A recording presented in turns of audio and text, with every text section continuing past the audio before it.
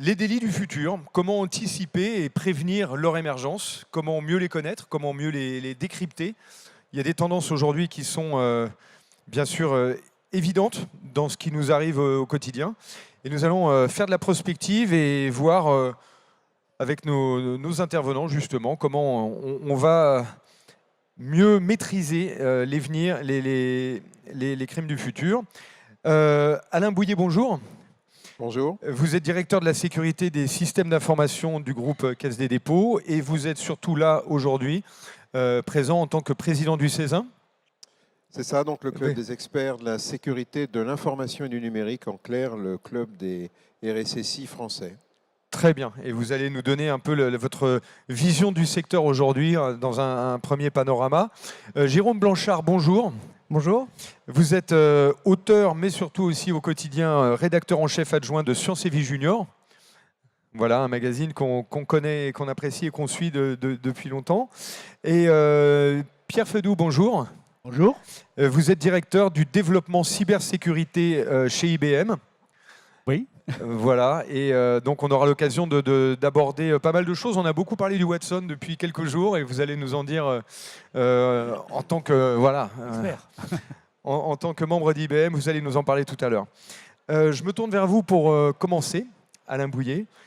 Votre vision aujourd'hui du secteur, si on parle des crimes de demain, de ce qui va nous arriver dans le futur, comme je disais, on voit aujourd'hui se développer une certaine fébrilité dans le numérique. On découvre des nouveaux actes de malveillance à plus ou moins grande échelle. Vous qui êtes directement en lien et qui rassemblez de très nombreux acteurs du secteur, quelle est votre vision aujourd'hui de cette thématique de la malveillance pour le futur, pour les années à venir?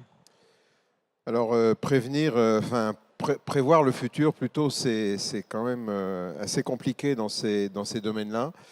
Je prendrai un exemple pour illustrer mon propos, c'est l'exemple de l'attaque récente des systèmes Internet américains qui a été perpétrée avec des caméras connectées. Alors, effectivement, on avait dans notre ligne de mire, les entreprises se digitalisent, les entreprises, ça veut dire qu'elles s'ouvrent davantage sur le monde extérieur, sur le web, et donc sur ces turpitudes. Et puis, on a un champ d'action, nous, en tant que responsables sécurité, qui s'élargit chaque jour. Il faut s'occuper de la sécurité, d'un peu de tout, et en particulier des objets connectés. Et c'est vrai que on n'avait pas forcément anticipé le détournement d'usage finalement de ces objets, pour lesquels, quand les hackers ont pris le contrôle de ces fameuses caméras, ce n'était pas du tout pour les détourner de leur finalité, c'était pour utiliser la puissance informatique que ça représente pour perpétrer une attaque de grande envergure sur les réseaux du web. Donc voilà un exemple de cyberattaque qu'on n'avait absolument pas prévu. Il y avait une répétition avec les serveurs d'OVH qui avaient été un peu malmenés il y a quelques semaines.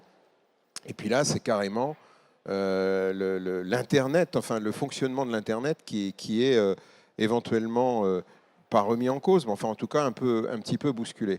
Donc je pense que ce qui aujourd'hui devra préoccuper les entreprises, c'est ce corollaire où d'un côté vous avez la digitalisation qui est en marche et donc tout finalement s'informatise d'une manière ou d'une autre et tout devient dépendant d'Internet. Hein. Vous ne pouvez plus communiquer même à l'intérieur de l'entreprise quand vous envoyez un mail. Voilà, si vous êtes sur des offres cloud, ben, votre mail déjà, il faut qu'il y ait Internet pour pouvoir circuler dans l'entreprise. Donc tout est connecté à Internet et on se rend compte que finalement, ben, ce réseau, il peut être à un moment donné, sinon vulnérable, du moins malmené. Ok. Et c'est un nouveau. Là, vous abordez. Il y a ce thème de l'Internet, et puis il y a cette fragilité un peu qu'on décèle dès à présent dans l'Internet des objets, parce qu'on estime que c'est un marché qui va aller croissant. On estime à peut-être 20 milliards le nombre d'objets connectés qu'on aura là, dans les années 20. Ça va se développer vraiment de façon forte et on s'aperçoit que des composantes, comme dans les caméras, peuvent être des failles sur lesquelles on va jouer. Du coup, on va installer le secteur des objets connectés avec des préoccupations de sécurité vraiment intenses. Je crois que ce qu'on peut dire, c'est que quand on a vécu, comme moi, quelques révolutions dans le monde du numérique, c'est un éternel recommencement. Enfin, ce qu'on est en train de vivre avec les objets connectés, on l'a vécu il y a 20 ans avec la sécurité informatique, personne ne se posait la question de savoir s'il fallait sécuriser un serveur ou s'il fallait sécuriser un poste de travail. Les problèmes ne se posaient pas, il n'y avait pas de hackers. Donc, et là, je pense qu'on est en train de revivre la même chose. Donc comment dirais-je, la leçon qu'on peut tirer, c'est qu'on n'apprend rien finalement. On recommence les mêmes âneries. Les objets connectés sur ce salon, j'ai fait un petit tour. Il n'y en a pas 50 milliards encore, mais ça promet quand même. Il y en a beaucoup, quoi. Et je pense qu'ils auront, enfin, sans faire de procès d'intention, mais je pense qu'ils ont tous un point commun, c'est qu'ils ne sont pas sécurisés. Et que ça représente des ordinateurs, enfin des puissances de calcul, voilà, qu'il va falloir sécuriser. Et ce qui, du coup, dans les entreprises, transforme un peu le travail de gens comme moi. C'est-à-dire que jusqu'à alors, on s'est occupé de sécuriser les serveurs, les infrastructures, les applications, les données. Et maintenant, il va falloir s'occuper des caméras connectées qu'on va accrocher au mur des immeubles, des totems qu'on va mettre dans l'entrée du hall pour pas que quelqu'un prenne la main sur le totem et affiche autre chose que les réunions qui vont avoir lieu dans les locaux, etc. etc. Donc, comme tout va être connecté, enfin, on va avoir, nous, les responsables sécurité, un travail démultiplié pour sécuriser des trucs qui, in fine, n'en valent peut-être pas toujours la peine, mais qui peuvent être des vecteurs, effectivement, comme on l'a vu avec l'attaque récente, des vecteurs de rebond et d'attaque plus larges. Exactement. On va revenir et on va développer bien sûr toutes ces thématiques ensemble dans un deuxième temps sur cette table ronde. Jérôme Blanchard, vous avez écrit, vous, un livre et vous avez même fait plusieurs dossiers pour Sciences et Vie Junior sur les crimes du futur. Donc vous avez été loin, vous avez fait des enquêtes, vous avez regardé un peu tout ce qui s'est passé. Racontez-nous un peu tout ce que vous avez, ce qui vous a étonné et tout ce que vous avez découvert lors de l'écriture de ce livre. Oui, alors la première chose qui m'a étonné, c'est que finalement, j'étais parti sur le futur et j'ai été pas mal rattrapé par le présent. Justement, là, il est sorti au début d'année et des enquêtes. Mon enquête montrait que les attaques par des services, par des armées, des botnets d'objets n'allaient pas tarder, quoi. Une des choses, c'est effectivement ce manque de sécurisation sur l'Internet des objets, qui en fait, quelque part, par design, en fait, sont forcément peu sécurisés, parce que contrairement aux ordinateurs ou aux téléphones, ce sont souvent des objets qui sont vendus le moins cher possible. Et donc, il faut faire des économies sur certains aspects. Et la sécurité saute assez facilement. Ce qui m'avait frappé, c'était une sorte d'épidémie qui frappe les babyphones américains, qui sont donc des caméras de surveillance avec un micro pour pouvoir parler à son bébé quand vous n'êtes pas dans la même pièce que lui. Et en fait, ils sont comme les caméras de surveillance de Mirai là, qui ont frappé récemment. Ils sont très faciles à hacker. Et là, c'est tout simplement des individus malveillants qui s'amusent à réveiller en hurlant sur les enfants. Ils leur hurlent dessus à travers ces caméras au milieu de la nuit. Voilà. Mais là, ce sont juste des gens malveillants, quoi. Donc cet Internet des objets, ce qu'il faut se dire, c'est qu'il se développe sur 1000 applications. Et souvent, finalement, comme vous le disiez, dans l'informatique, on a appris il y a 10-15 ans on a appris à la dure la politique qu'il fallait sécuriser ces appareils. Et là, quand on voit des voitures, des matériels médicaux qui viennent sur le terrain de l'informatique, comme ils viennent d'autres industries, ils ont tout à réapprendre sur le sujet.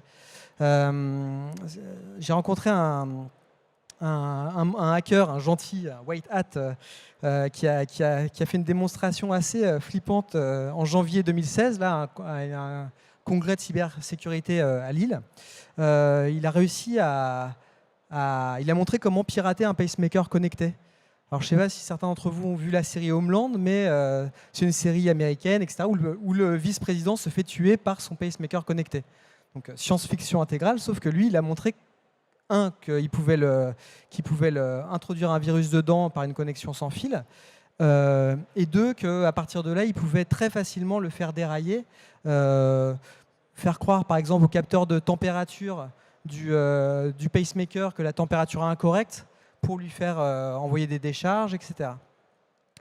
Donc ça, c'est le premier point, c'est le côté tout se met en réseau, et donc ça, pas forcément avec la culture de la sécurité de l'informatique, quoi. Le deuxième point, c'est on pourrait se dire, bon, bah, ça sert à quoi juste quelques assassins vont s'amuser à essayer de tuer quelqu'un avec un pacemaker connecté, c'est quand même pas très pratique, quoi. Mais il y a une autre tendance assez lourde là, qui est en train de se développer sur la cybercriminalité, c'est le ransomware, qui c'est un vrai modèle économique a priori assez révolutionnaire pour les criminels. En gros, ça consiste en quoi? Si vous voulez, avant, il fallait piquer des numéros de carte de crédit, refiler ces numéros de carte de crédit à quelqu'un d'autre qui allait les utiliser pour sortir de l'argent. Ça nécessitait une infrastructure assez conséquente. Le ransomware, vous bloquez des informations sur un smartphone, dans les serveurs d'un hôpital, même dans des commissariats américains, c'est arrivé. Et puis, peu importe la valeur réelle qu'on s'est donnée pour vous, quoi que ce soit, ça peut être la vidéo du petit dernier qui est en train de marcher, ça peut être les fichiers des clients d'un hôpital en Californie, comme ça a été le cas. Pour la personne qui ne peut plus accéder à ces informations, elles ont de la valeur. Et donc, le pirate peut facilement gagner de l'argent comme ça.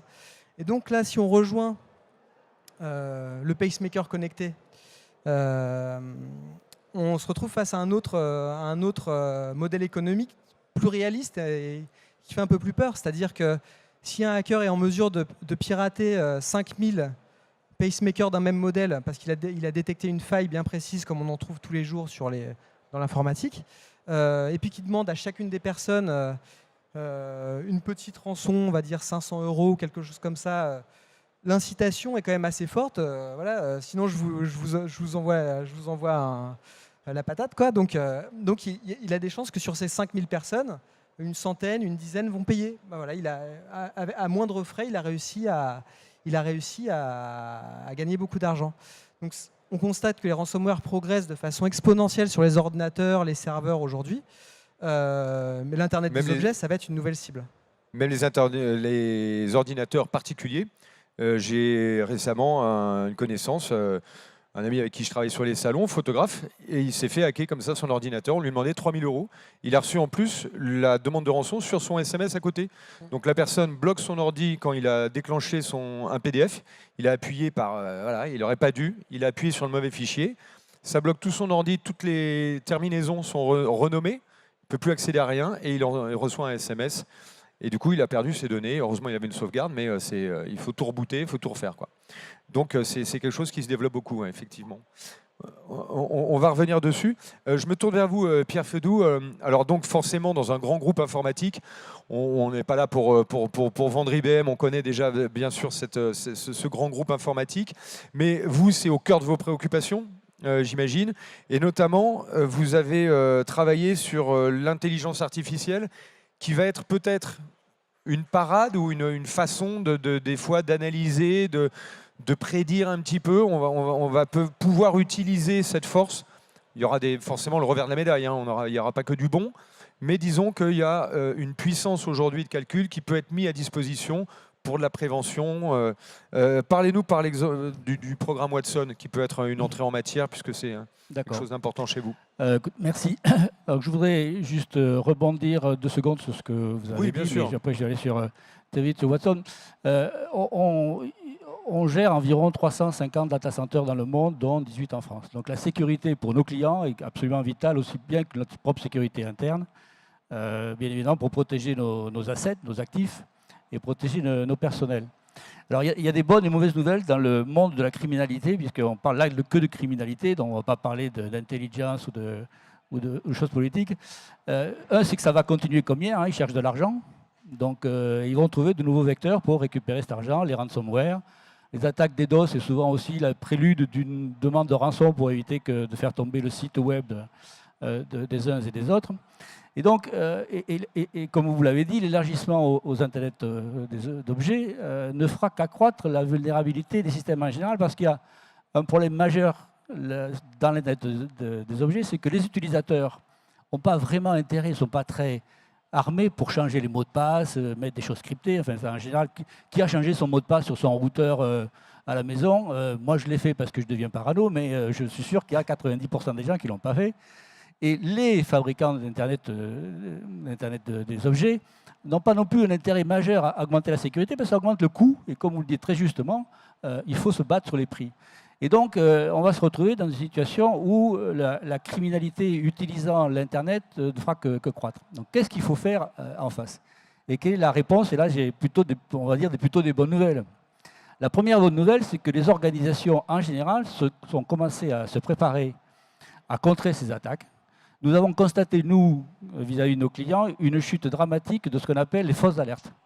Les fausses alertes, c'est un problème, parce que quand vous avez un analyste qui regarde des choses arriver et qui passe son temps à régler des fausses alertes, il ne s'occupe pas de la bonne alerte. Bon. Et donc l'utilisation des outils, des méthodes, et je dois dire que ce que fait le gouvernement français, en particulier en France, a aidé à crédibiliser, à sensibiliser les organisations et les administrations à se préparer. Donc ça, c'est une première bonne nouvelle. Oui. La mauvaise nouvelle derrière, c'est que pour avoir des capacités de réponse aux attaques, et là je suis plus dans la réponse aux attaques, parce que la prévention et l'anticipation, c'est quand même vraiment un autre sujet, mais il faut des compétences. Et ce qu'on a constaté aussi, c'est que les attaquants ont des modes d'attaque de plus en plus sophistiqués et de plus en plus compliqués. L'attaque qui est arrivée sur OVH, par exemple, c'est des débits qui n'ont jamais été vus jusqu'à présent. Donc c'est 1 terabyte par seconde, c'est absolument monstrueux. La dernière aux États-Unis, c'était plus de 1,2 terabytes par seconde, et sur peut-être des millions de devices qui avaient été infectés. Alors, qu'on pensait que demain, il y en aura 20 milliards, si des gens prennent le contrôle de ces objets, c'est absolument gigantesque. Donc, les attaques sont de plus en plus sophistiquées, de plus en plus compliquées, et demandent beaucoup de compétences. Et là, on se retrouve face à un défi, tous, c'est que le marché, globalement, dans le monde, va manquer de compétences de ce niveau d'expertise. D'où le projet que nous avons mené avec Watson, l'intelligence artificielle, donc j'y viens, c'est de pouvoir alimenter une machine en expertise. Le vrai sujet pour les analystes, c'est de pouvoir traiter de l'expertise quasiment en temps réel. Et cette expertise, elle vient d'où? Chaque jour sont publiées des dizaines d'informations de blogs dans le monde sur les attaques de cybersécurité. Cette intelligence-là, ce qu'on cherche à faire, c'est la capturer.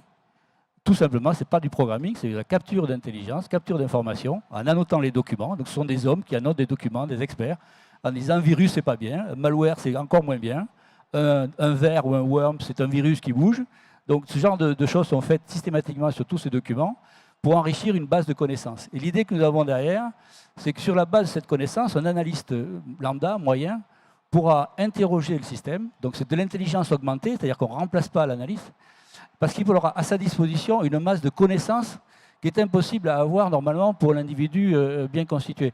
Les attaques qu'on vient de voir, ou d'autres attaques de malware, qui sont en permanence en train de muter, sont très difficiles à détecter pour l'individu seul s'il n'est pas aidé.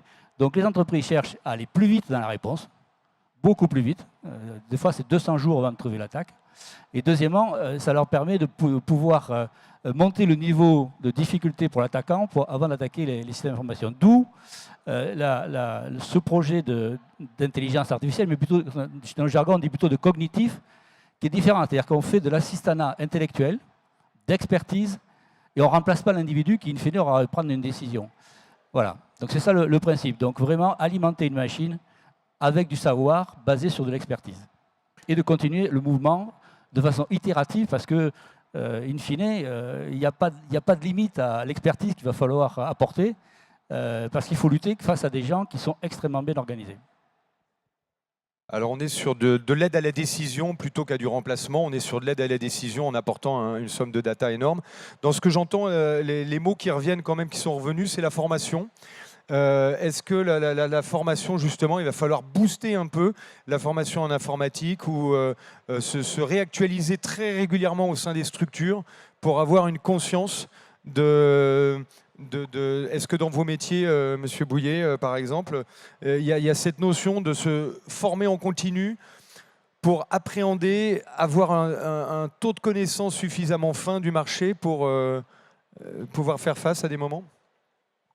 Oui, c'est évident. Enfin, la veille, je ne sais pas si on m'entend, Oui, oui. la veille reste prédominante dans nos domaines. On le voit bien, ça évolue sans arrêt, etc. Mais je pense en matière de formation, moi, je voudrais aller un peu plus en amont. Oui.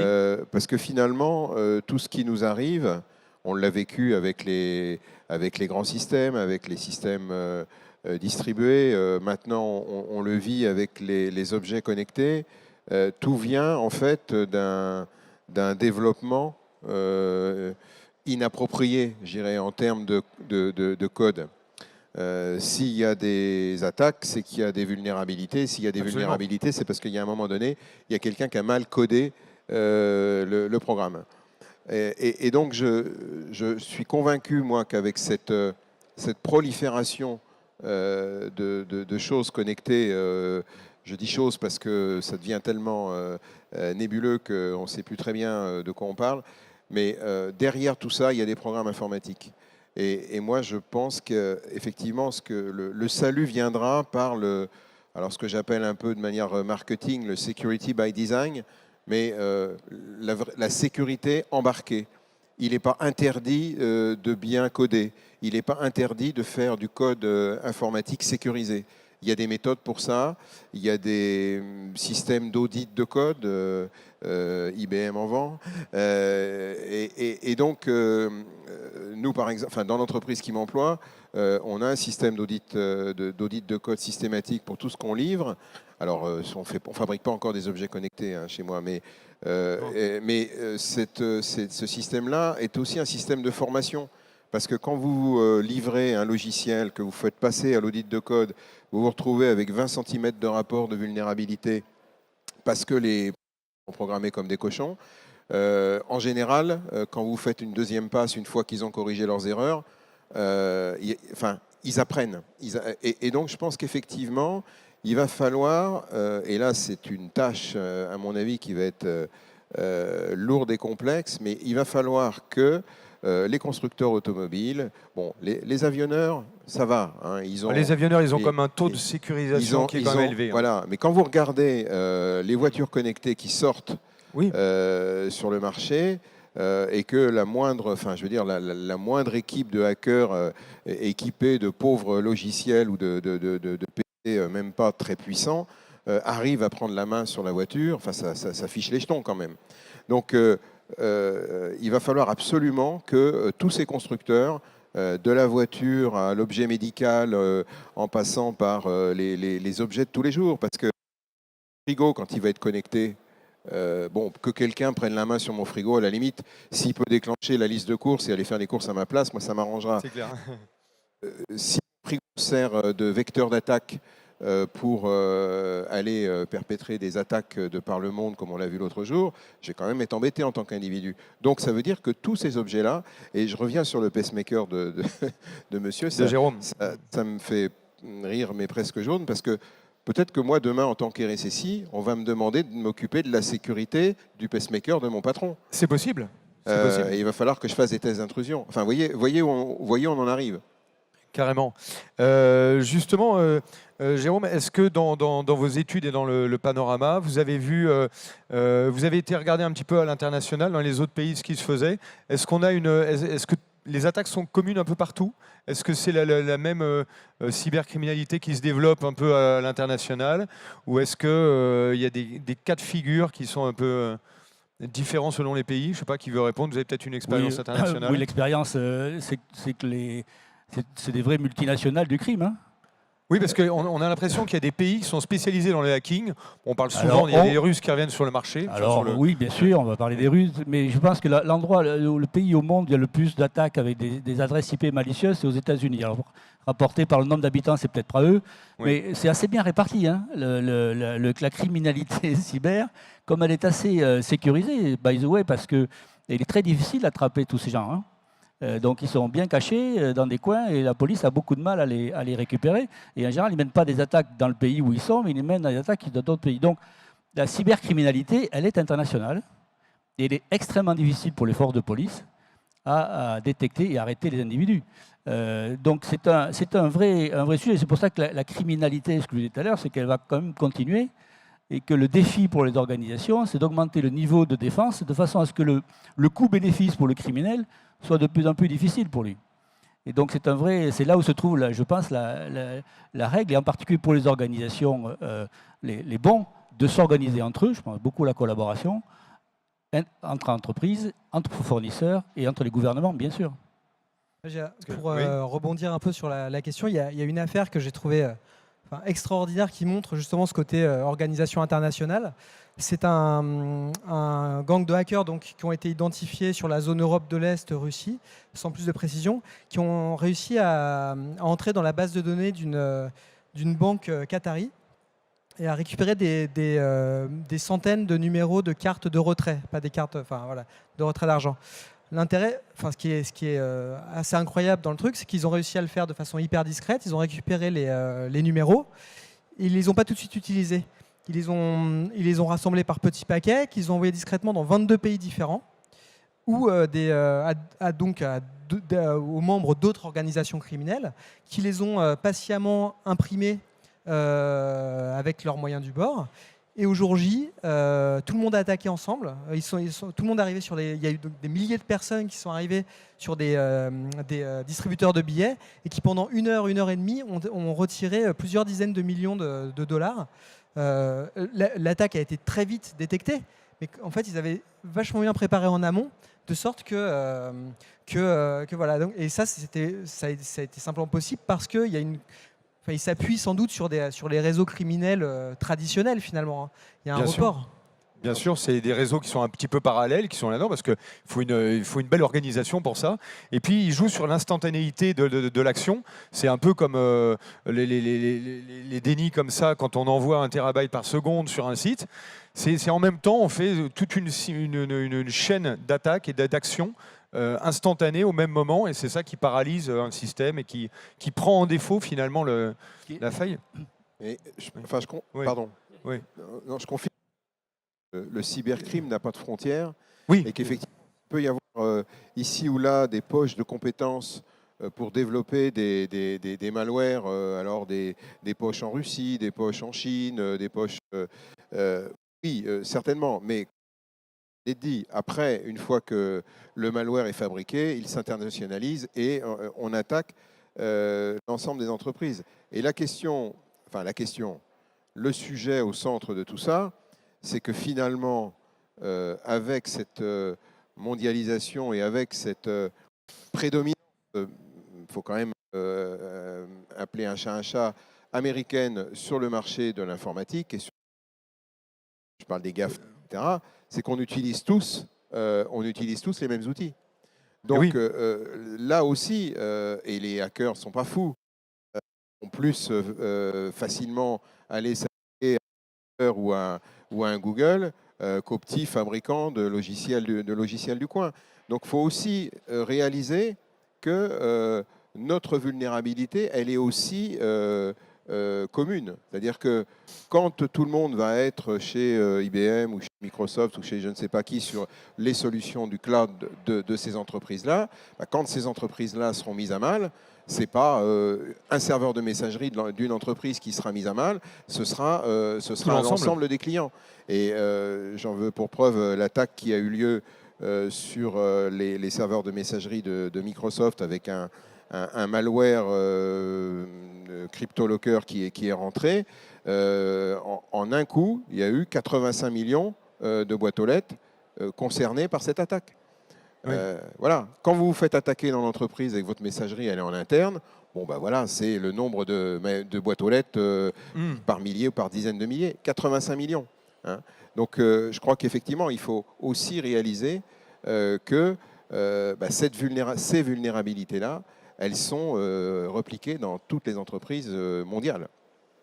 Est-ce que c'est, pour revenir là un petit peu en arrière sur ce qu'on évoquait tout à l'heure, est-ce que vous pensez qu'aujourd'hui, ça pourrait être un élément commercial de dire mon objet il est sécurisé? Est-ce que les gens vont être prêts peut-être dans l'avenir à payer un peu plus cher en disant tiens voilà, comme aujourd'hui on a une garantie, ma télé elle va marcher 3 ans, je la paye un prix, et si je la garantis 10 ans, elle marchera plus longtemps.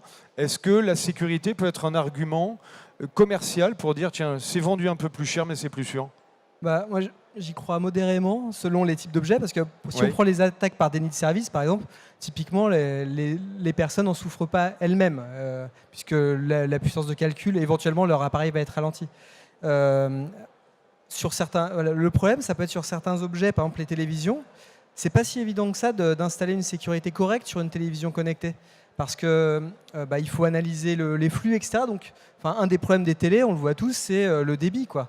Donc, est-ce qu'on est prêt à sacrifier, à acheter une télé qui est sécurisée, mais où il va y avoir un peu son émission va bloquer au milieu, etc. Enfin, il y a quelque chose qui vient à l'encontre de ça, quoi. Puis il y a encore la question du prix aussi sur des plus petits objets.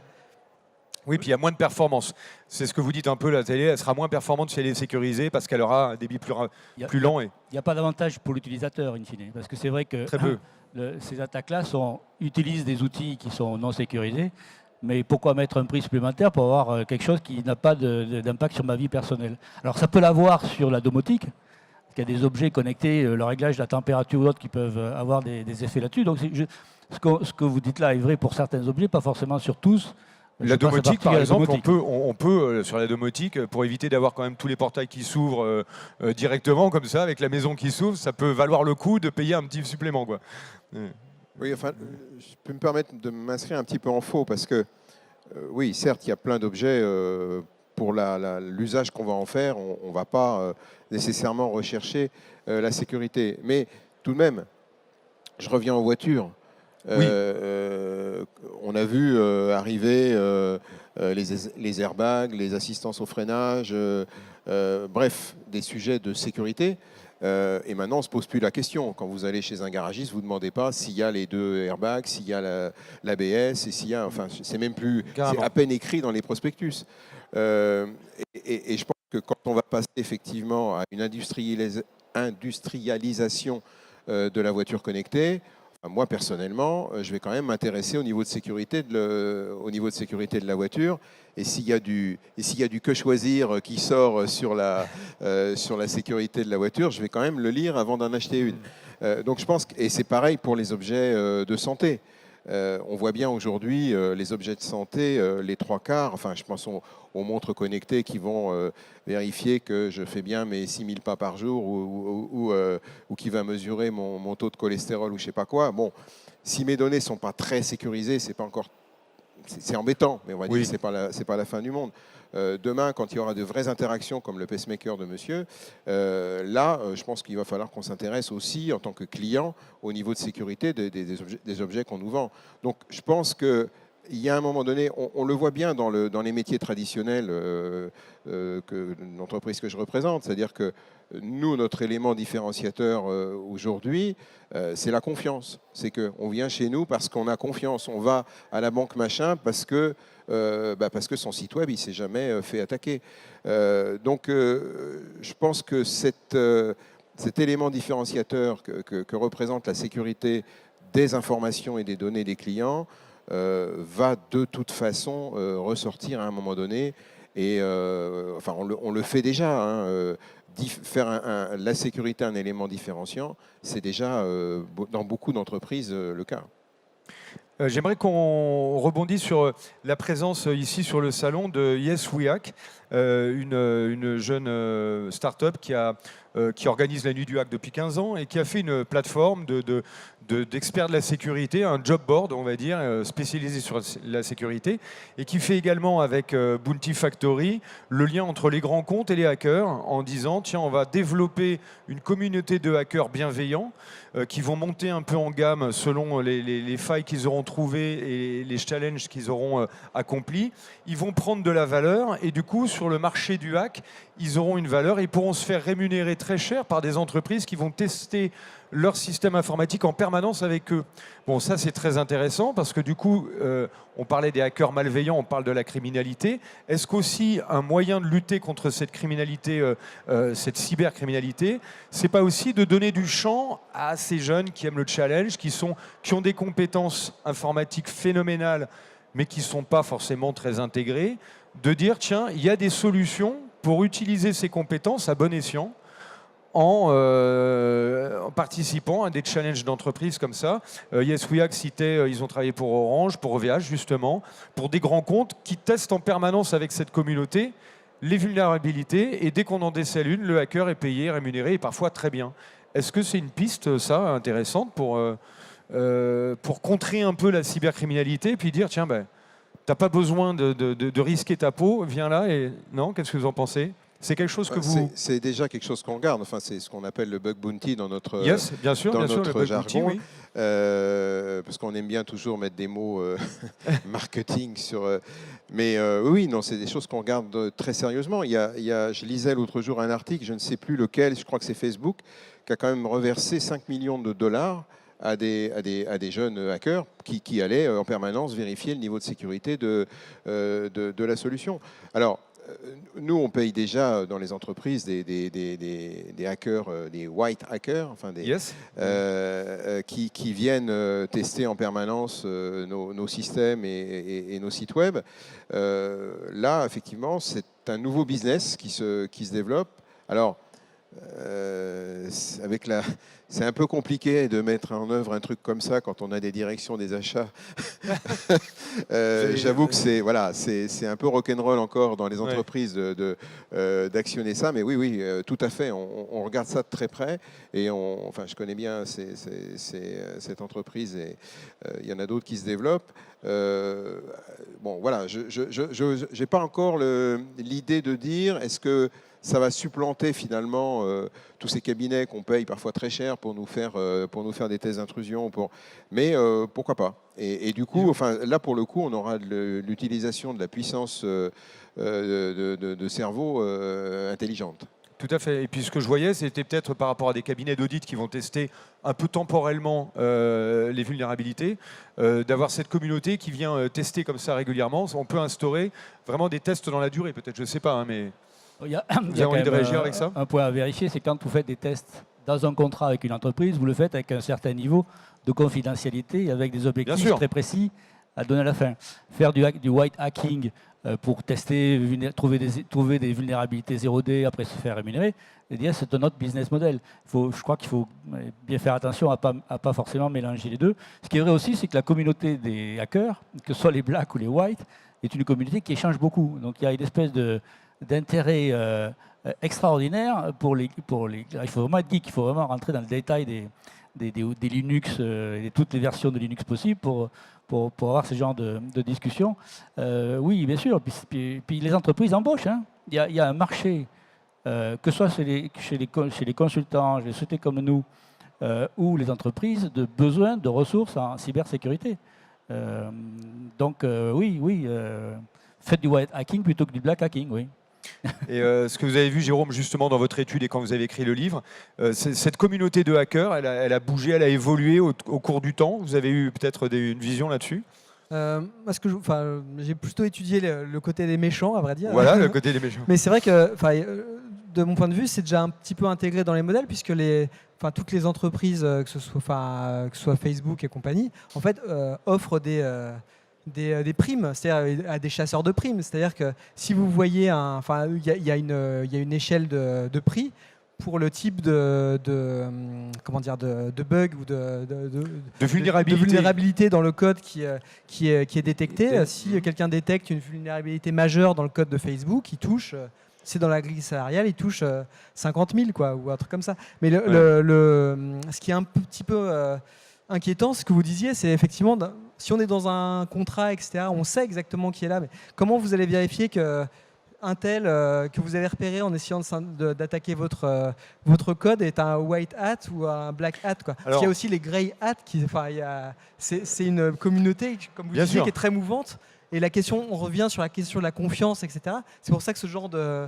Là, vous parlez de YesWeHack qui est une sorte d'entité qui peut amener cette confiance. Absolument, ce sera leur job. Eux, ils seront des coordinateurs, on va dire, qui vont être garants à la fois du challenge de l'entreprise, de la confidentialité et de la crédibilité de leur hacker. Et voilà, c'est eux qui vont juger. Tiens, déjà, ils vont signer probablement des accords de confidentialité. Et puis, ils sauront quelles données transmettre, etc. C'est évident qu'il ne faut pas non plus ouvrir tout et dire... Voilà.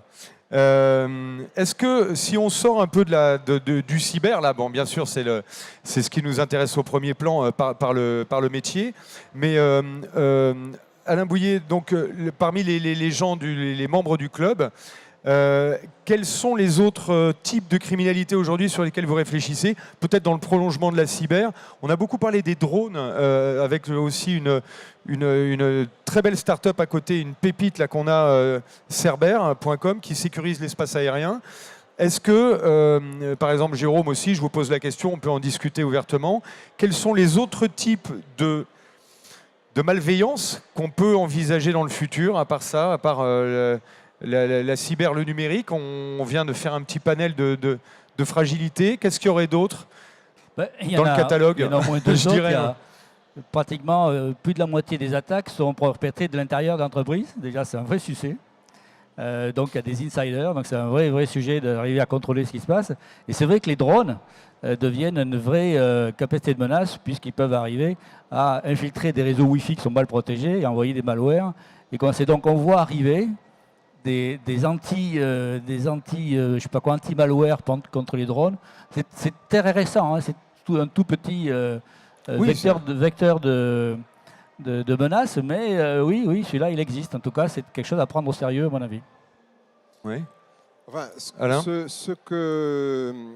Ce que l'on voit, c'est que avec les phénomènes big data, open data, etc., enfin, il y a un mot qui revient tout le temps, c'est data. Donc data. Aujourd'hui, on a un sujet, c'est la donnée.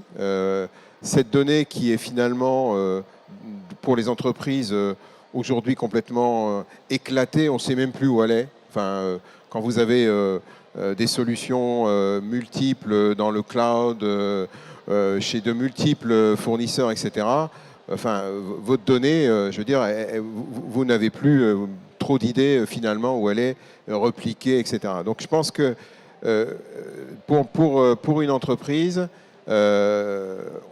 dire ce que sera l'attaque de demain, franchement, moi j'en sais rien. Mais par contre, je sais une chose, c'est qu'il va falloir qu'elles s'intéressent, les entreprises. Elles ne pourront pas tout protéger comme avant. Elles ne pourront pas mettre des châteaux forts autour des data centers. Enfin, ça n'existe plus, ça. Il y avait même des modèles avant où on disait on est passé du château fort à l'aéroport, où l'aéroport finalement on laisse rentrer tout le monde, et puis au milieu il y a un truc là où hyper sécurisé où personne ne rentre. Même ça, ça marche plus, parce que finalement quand vous êtes encore une fois, moi je connais des entreprises où 100% de leurs données sont dans le cloud réparties dans chez différents éditeurs. Donc il va falloir s'intéresser aux données vitales pour l'entreprise, aux données, aux bijoux de famille, pour être plus imagé. Et celles-là, les protéger.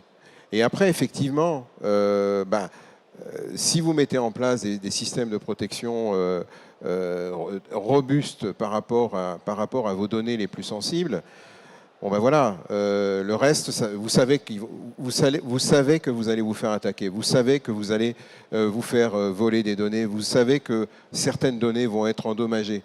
mais et par différents vecteurs. Enfin, les drones, ça paraît une évidence que le drone va être détourné. Enfin, il n'y a pas que des drones qui vont venir livrer des bouquins sur votre pelouse par Amazon. On voit bien très vite comment la chose peut être détournée.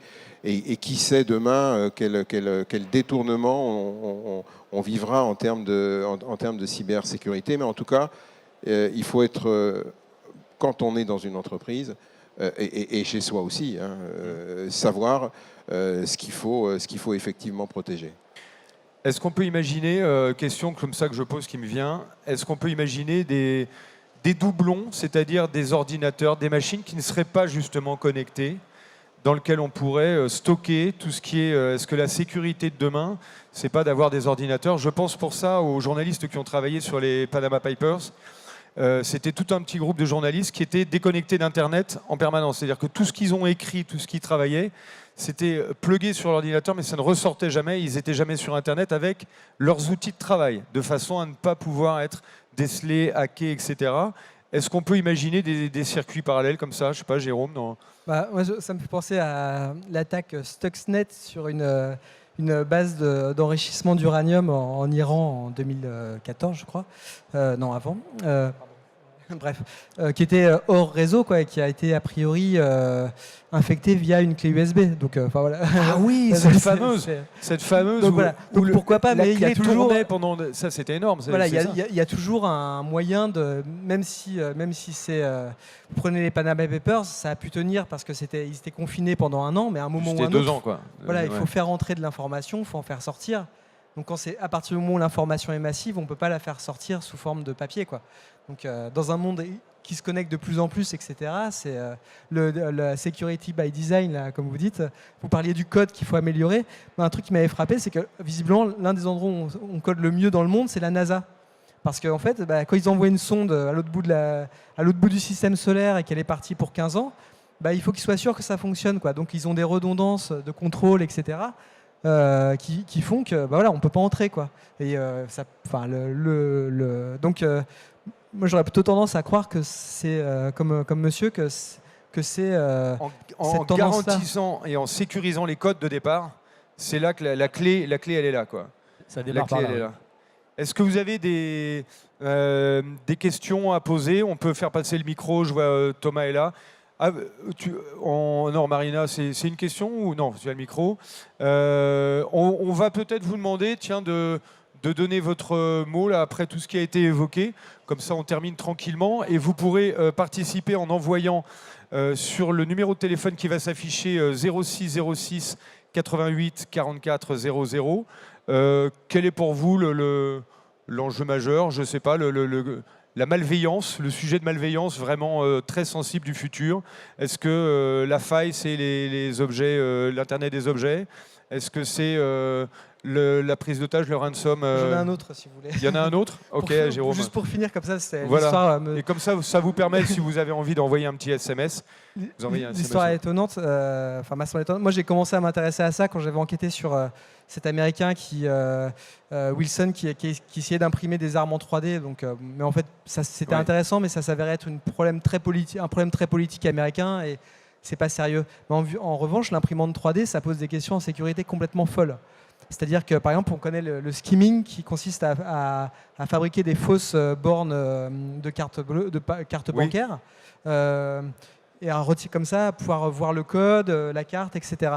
Avant, ça coûtait hyper cher à fabriquer. C'était un énorme investissement pour les pirates. Voilà. Là, l'année dernière, un type s'est fait arrêter près de Nice avec une méga imprimante 3D qui lui a permis d'en fabriquer 10 comme ça et donc de rendre ça économiquement viable. Autre exemple de l'imprimante 3D, c'est un reportage du Washington Post qui s'appelait « La vie secrète de vos bagages », qui était donc dans l'arrière-boutique d'un aéroport donc de Washington, je crois, et qui montrait comment les membres de la sécurité aérienne américaine pouvaient ouvrir toutes les valises grâce à un pass. Donc il y avait une photo qui illustrait l'article avec le membre de la sécurité avec la clé. La clé a été, il y a un type s'est amusé, c'est un Français, s'est amusé à prendre la photo, à la transformer en modèle 3D. Elle a été imprimée par un Canadien qui a montré qu'il pouvait ouvrir ça. Donc ça, c'est un enjeu de sécurité, c'est-à-dire que les objets, pour être sécurisés, doivent rester hors de vue, quoi, ne doivent pas pouvoir être enregistrés. Voilà. Qui pose un problème dans un monde avec des caméras qui sont partout, etc. Énorme. Waouh, ça c'est joli ça comme problématique. Je photographie la clé du gars, je la représente et hop, je m'en sers pour ouvrir. Énorme. C'est du hacking On a fait un test d'intrusion physique dans mon entreprise. Oui. Et pour rentrer, au moins dans la partie commune, les white hackers, ils ont juste photographié effectivement un badge. Et ils ont réussi à reproduire. Alors, c'était que physique hein, sur le badge. Évidemment, il y avait pas les accès. Mais voilà. Bon, bien sûr. C'est pas un objet connecté, mais tout ça pour dire qu'effectivement, l'imagination des attaquants est assez infinie, quoi. Assez incroyable. Et puis aujourd'hui, il faut voir qu'on a des superbes outils technologiques à disposition. Avec n'importe quel smartphone aujourd'hui, on a une qualité d'image qui est magnifique. On peut filmer, on a des outils à disposition. La 3D, pareil, qui s'est complètement démocratisée en 3 ans. Aujourd'hui, on a tout à disposition, quoi, oui. Oui, on peut aussi utiliser la caméra de l'ordinateur pour filmer le hacker en train de vous hacker. Et c'est comme ça qu'on les attrape aussi. Vous voulez... D'accord. Eh ben, écoutez, super. Est-ce que je me tourne vers Luc? On a eu des mots pas trop. Trump. On a eu la... Excellent. OK. Donc le prochain... le prochain délit en pleine émergence aujourd'hui. On ne fera pas de commentaires sur cette élection. Écoutez, merci à toutes et à tous d'avoir assisté à cette table ronde.